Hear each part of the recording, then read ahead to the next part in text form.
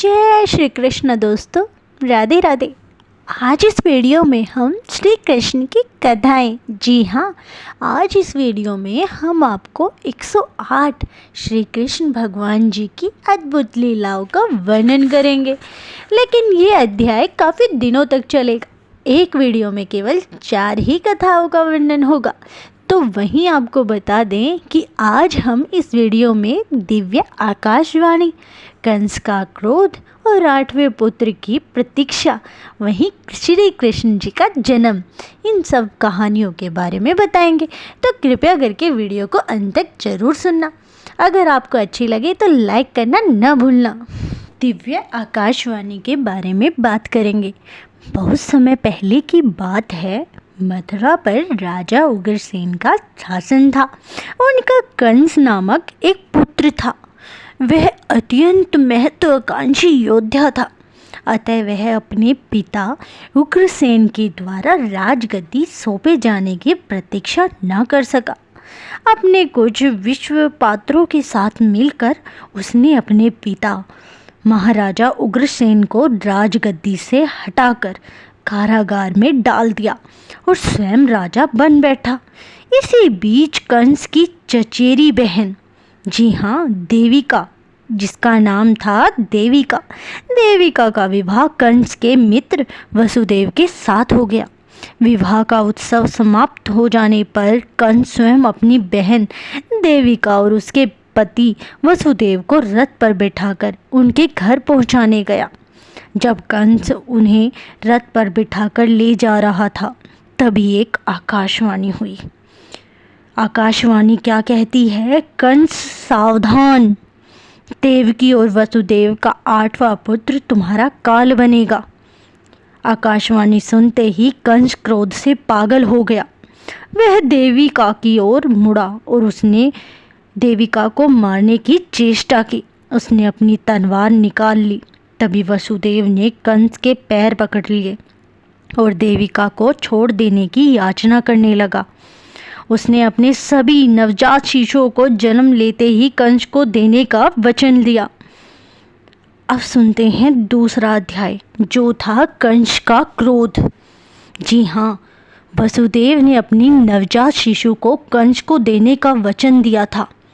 कंस संतुष्ट था। कई महीनों बाद देविका के प्रथम पुत्र का जन्म हुआ। अपने दिए हुए वचन के अनुसार वसुदेव ने कंस को नवजात शिशु को सौंप दिया। उसी समय फिर से कंस को आकाशवाणी की याद आई और बालक से मुक्ति पाने के लिए तुरंत ही उसने देविका के प्रथम पुत्र को मार डाला। कंस यह विचारक चिंतित हो गया कि संभव है वसुदेव अपने वचनों से विमुख हो जाए और अगला बच्चा उसे ना दे। इसलिए उसने देविका और वसुदेव को कारागार में डलवा दिया और एक एक करके देविका के अगले 5 बच्चों को भी मार डाला। 7वीं बार जब देविका को गर्भ ठहरा, तब वह कंस के क्रोध से अपने शिशु को बचाना चाहती थी। उसके दुख और उदासी से पिघलकर देवताओं ने योग माया से सहायता मांगी। वसुदेव की पहली पत्नी रोहिणी गोकुल में रहती थी। देवताओं ने योग माया से देविका के 7वें गर्भ को रोहिणी के गर्भ में स्थापित करने के लिए कहा और निर्देश दिया कि उस बालक का नाम बलराम रखा जाएगा।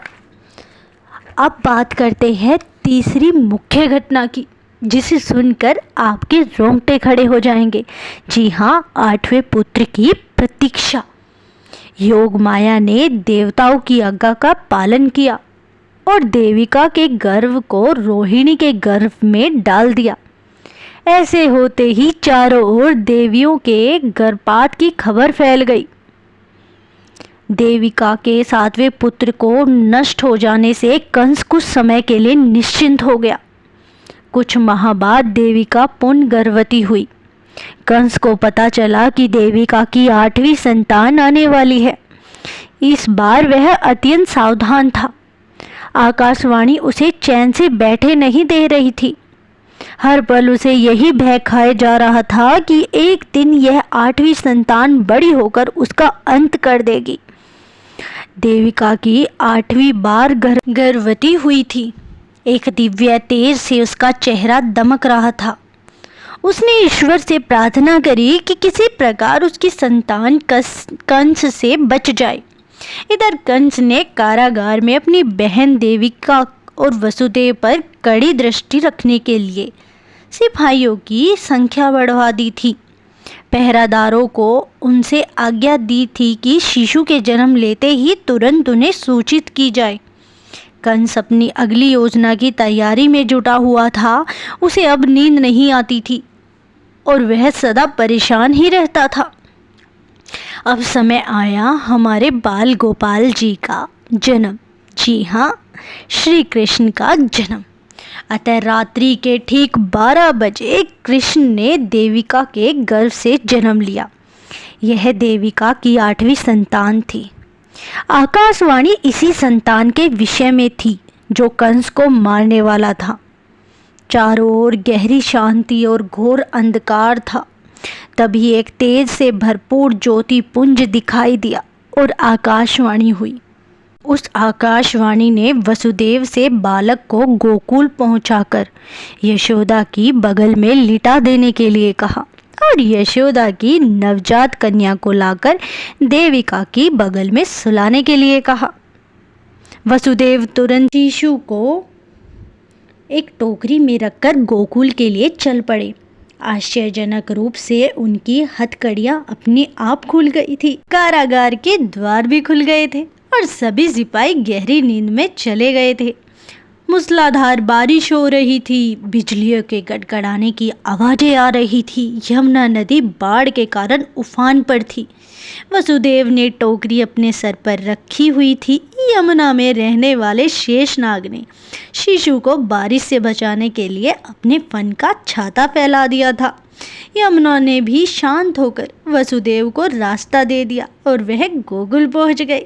तो दोस्तों, इस प्रकार हुआ हमारे छोटे से बाल गोपाल श्री कृष्ण जी का जन्म। उसे कल की वीडियो में हम करेंगे बात गोकुल में श्री कृष्ण की कहानी सुनकर तो आप सहम उठेंगे। आपको भी आनंद महसूस होगा। अपने पुनर्जन्म में एक जमींदार था। लाइक करना और अधिकार में सब्सक्राइब करना ना भूलना। तो दोस्तों, मिलते हैं कल वाली वीडियो में। जब तक के लिए जय श्री कृष्ण दोस्तों, राधे राधे।